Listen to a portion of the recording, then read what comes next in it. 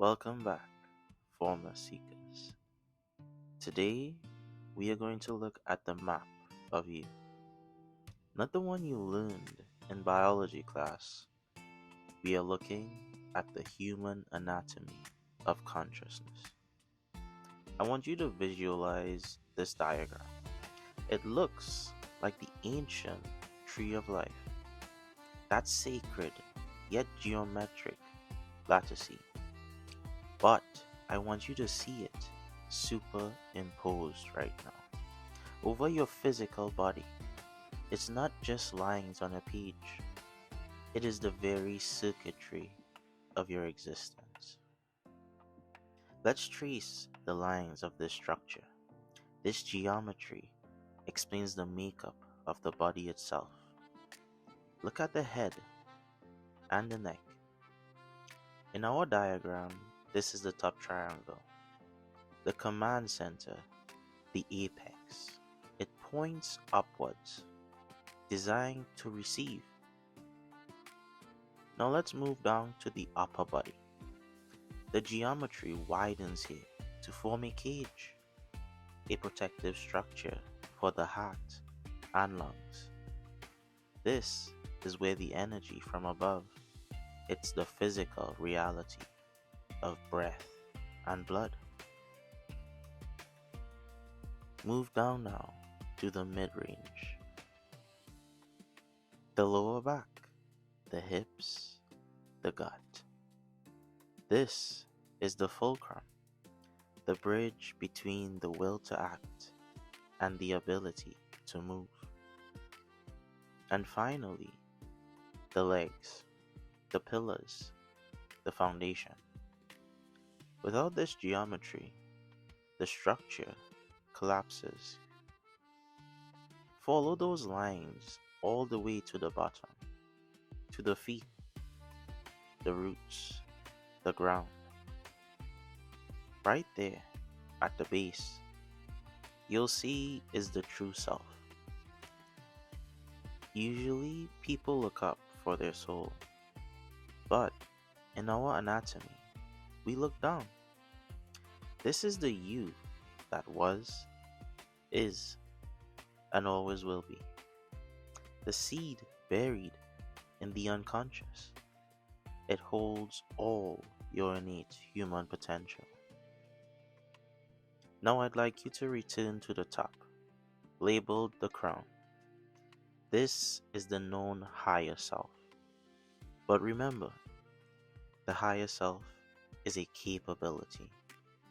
It is the apex of the crown opening up. We see this anatomy in the realized beings in history. For example, Buddha with the Enlightenment Circle, Shiva with the crescent moon and the river, the Egyptian Pharaohs with the sun disk resting on the crown, Jesus with the golden aura that surrounds him. They understand that the head isn't a container, it is a gateway. And when it opens, it unfolds 1,000 layers deep, connecting the geometry of your body to the math of the universe, the 3, 6, and 9. But before we can rise, we have to understand the trap. In the subtle body, we have channels called the Nadis. On the left, we have the moon. On the right, the sun. This is the nature of duality. Most of us live our lives bouncing between these two. We cling to pleasure, we push away pain, we bounce between the past and the future. This is the turmoil, this is the burden of clinging.